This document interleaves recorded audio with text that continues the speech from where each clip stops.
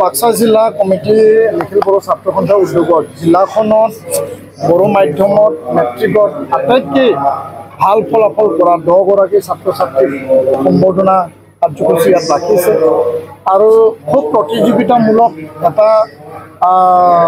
পৰিৱেশত ছাত্ৰ ছাত্ৰীয়ে এইবাৰ বাক্সা জিলাত বড়ো মাধ্যমত ভাল ফলাফল কৰিবলৈ মানে সম্ভৱ হৈছে আৰু মই তেওঁলোকক মোৰ আন্তৰিক শুভেচ্ছা মই জ্ঞাপন কৰিছোঁ যেহেতু হায়াৰ ছেকেণ্ডাৰী যি ফাইনেল এক্সাম ইয়াত সমগ্ৰ অসমত আৰ্টছত বাক্সা জিলাই প্ৰথম পাবলৈ সক্ষম হৈছে ছায়েন্স আৰু কমাৰ্চতো দ্বিতীয় আৰু তৃতীয় পাবলৈ সক্ষম হৈছে আৰু সেইটোৱে বুজায় যে জিলাখনত পঢ়া বড়ো ছাত্ৰ ছাত্ৰী হওক আন জনগোষ্ঠীৰ ছাত্ৰ ছাত্ৰী হওক যিহেতু মিক্স এটা জনগাঁথনিৰ এটা জিলা হয় আৰু আমাৰ ছাত্ৰ ছাত্ৰীয়ে যি এটা সংকল্প লৈ তেওঁলোকে আগবাঢ়িছে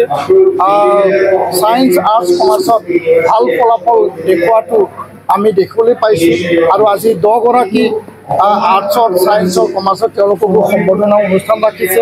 ইমান সুন্দৰ এটা ৰিজাল্ট তেওঁলোকে কৰিছে সঁচাকৈ আমি তেওঁলোকক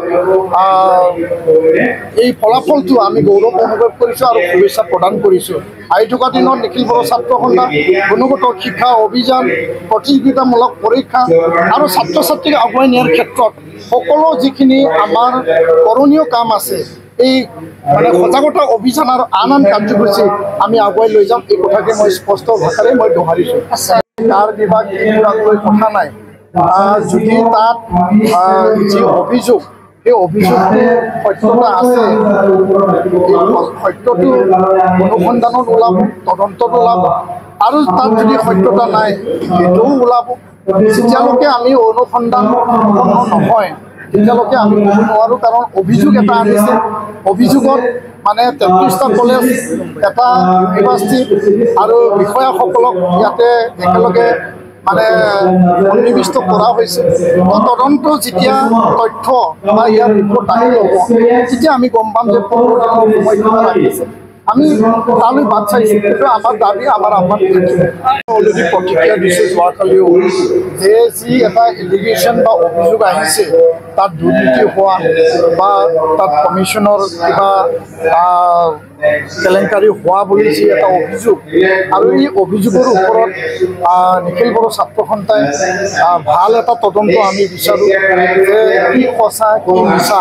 তদন্তৰ জৰিয়তে সেইটো সঠিক অনুসন্ধান হ'ব লাগে আৰু ৰাইজে ইয়াৰ ওপৰত জানিব লাগে আৰু আমি দেখিবলৈ পাইছোঁ বিটিআৰ প্ৰধান প্ৰমোদ বড়ো ডাঙৰীয়াই এটা নিৰপেক্ষ এটা কমিটি তেওঁ গঠন কৰি দিছে তদন্ত নিৰপেক্ষ হ'ব লাগে স্বচ্ছতা হ'ব লাগে আৰু কোনো কাৰণত শিক্ষাৰ লগত জড়িত শিক্ষা অনুষ্ঠানৰ লগত জড়িত সেই বিষয়টো যাতে আপোচ কৰা নহয় ইয়াৰ কাৰণে মই এই মঞ্চৰ পৰা আহ্বান জনাইছোঁ আৰু দাবী জনাইছোঁ ইয়াৰ প্ৰতিক্ৰিয়া প্ৰদান কৰিছোঁ এইটো আৰু মই দুগুণাই মই মন্তব্য দিব বিচৰা নাই জাতীয় সংগঠন জাতীয়তাবাদ জাতি সত্তাক লৈ উপেন ব্ৰহ্মৰ লিভ এণ্ড লেট লিভ যি আদৰ্শ